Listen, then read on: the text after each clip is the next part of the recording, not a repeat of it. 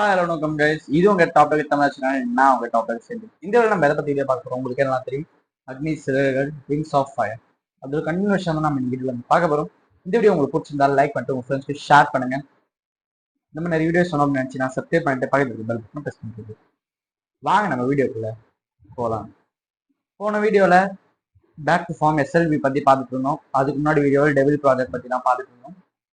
Okay, இந்த SLV project நடக்கும்போது எல்லாரும் வந்து சின்சியரா ஒர்க் பண்ணிட்டு இருக்காங்க, எஃபர்ட் போட்டு ரெடி பண்ணிட்டு இருக்காங்க. எல்லாத்தையும் இந்த பார்ட்ஸ் எல்லாம் ரெடி பண்ண ஆரம்பிச்சிட்டாங்க. அப்ப இஸ்ரோவோட இயக்குனரா இருந்தது சதீஷ் தவன்.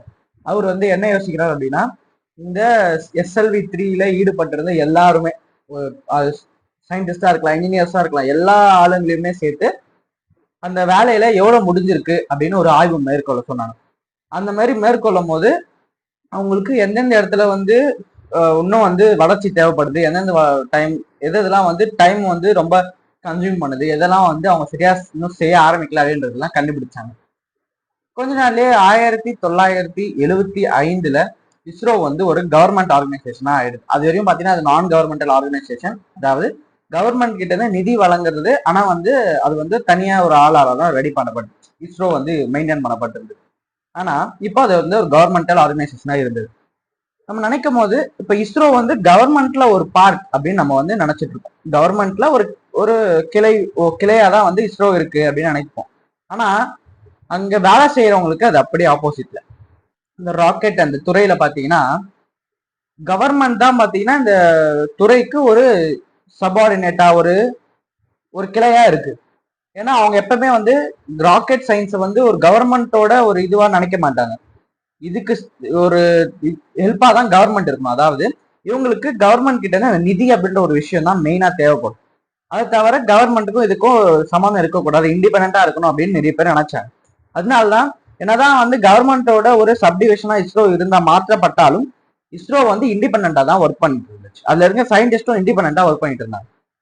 அப்போ யூஸ்வலா எல்லாருமே வந்து கவர்மெண்ட்ல இருந்து அந்த ஆபீசர்ஸும் சரி, இஸ்ரோல இருந்து இந்த மேலதிகாரிகளும் சரி அசோசியேஷன்லாம் ஆரம்பிச்சாங்க. இந்த மீட்டிங் அப்பதான் அப்துல் கலாமுக்கு ஒரு புது ஃப்ரெண்டு கிடைக்கிறாரு. அது யாருன்னு பாத்தீங்கன்னா TN சேஷன் அப்படின்னு சொல்லப்படுறாரு. TN சேஷன் வந்து கவர்மெண்ட்ல ஒரு ஆபீசர் தான். முதல்ல அப்துல் கலாமுக்கு எப்பயும் போல கவர்மெண்ட் ஆபீசர் அப்படின்னாலே ரொம்ப பெரிய ஒரு இது இல்லை, ஒரு தாக்கம் இல்லை. அவங்க கிட்ட போய் பேசணும் அப்படின்ற ஒரு இன்ட்ரெஸ்டே இல்லாம இருந்துச்சு. எல்லா கவர்மெண்ட் ஆபீசரும் நார்மலா தான் இருப்பாங்க, அவங்க கிட்ட நம்ம போய் என்ன பேசுறது அப்படின்ற ஒரு இதுவா இருந்துச்சு. ரொம்ப சோம்பேறியா இருப்பாரு அப்படின்னு அப்துல் கலாம் நினைச்சாரு. ஆனா அதுக்கு அவர் வந்து அவரோட கேரக்டர் பாத்தீங்கன்னா எனக்கு அப்படியே நேர்மாறா இருந்தது. ராக்கெட் சயின்ஸ்ல அவர் வந்து ரொம்ப இன்ட்ரெஸ்ட் காட்டினாரு, நிறைய டவுட்ஸ் கேட்டாரு. அவர் வந்து இன்ட்ரெஸ்டடா அப்துல் கலாம் கிட்டயும் சரி, நிறைய சயின்டிஸ்ட் கிட்டயும் சரி விஷயத்த வந்து கேட்டு தெரிஞ்சுக்கிட்டாரு. அவருக்கு வந்து இந்த ராக்கெட் சயின்ஸ் மேல நிறைய இன்ட்ரெஸ்ட் இருந்தது. அவர் வந்து கவர்மெண்ட் ஆபீசரான்றதுனால இவங்களுக்கும் கொஞ்சம் ஹெல்ப்பா இருக்கும். அதெல்லாம் பாத்தீங்கன்னா அப்துல் கலாமுக்கு கொஞ்சம் வேப்பா தான் இருந்துச்சு. எல்லாரும் ஒரே மாதிரி இருக்கிறது இல்ல, நிறைய பேருக்கு இதுல இன்ட்ரெஸ்ட் நிறைய பேருக்கு இருக்கு அப்படின்றது அப்துல் கலாம் அப்ப தெரிய வருது. அப்பதான் நம்ம அப்துல் கலாம் பேராசிரியர் தவனை பத்தியே சொல்றாரு. அவர் பாத்தீங்கன்னா ரொம்பவே வந்து ஒரு டெக்னிக்கல் மைண்ட் செட் உடையவர். அதுக்கப்புறம் பாத்தீங்கன்னா ஒரு வேலை முடிச்சிட்டோம் அப்படின்னா அது எப்படியாவது முடிச்சு சாதிச்சணும் அப்படின்ற ஒரு எண்ணம் வச்சிருக்கவர். யாருன்னா ஒருத்தர் இருந்தா தப்பு பண்ணிட்டாங்கன்னா ரொம்ப ஹார்ஷா பிஹேவ் பண்ணுவாரு. பட் இருந்தாலும் அந்த பிஹேவ் பண்ணிட்டோமே, ரொம்ப நம்ம தப்பா பண்ணிட்டோமோ அப்படின்னு அப்புறம் வந்து வருந்தி அந்த ஆளுங்க கிட்ட எல்லாம் வந்து மன்னிப்பு கேட்கறதும் இருக்கு. அவ்வளவு பெரிய ஆளா இருந்தாலும் ஒரு வேளை நம்ம தப்பா பேசியிருந்தாலும் ரொம்ப ஹார்ஷா பிஹேவ் பண்ணியிருந்தாலும் அவர் கீழே வேலை செய்யறவங்க கிட்ட அவர் வந்து போய் மன்னிப்பு கேட்கிறாரு. ஓகே, இப்போ அடுத்த ஒரு விஷயம், அப்துல் கலாம் ஒரு இன்ஜினியரா இல்ல சயின்டிஸ்டா?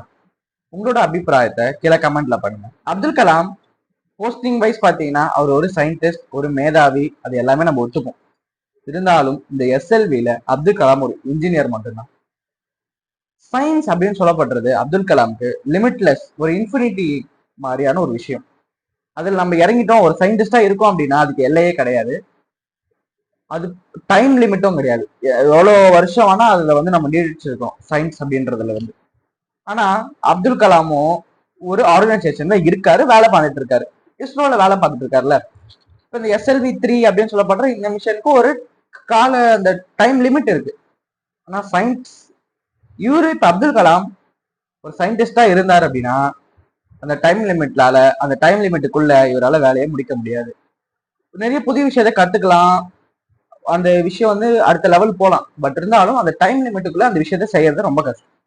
அதுக்காக அப்துல் கலாம் அவரோட சயின்ஸ் நாலேஜ் எல்லாம் ஓரம் கட்டி வச்சு ஒரு இன்ஜினியரா மட்டுமே ஒர்க் பண்ணிட்டு இருக்காரு.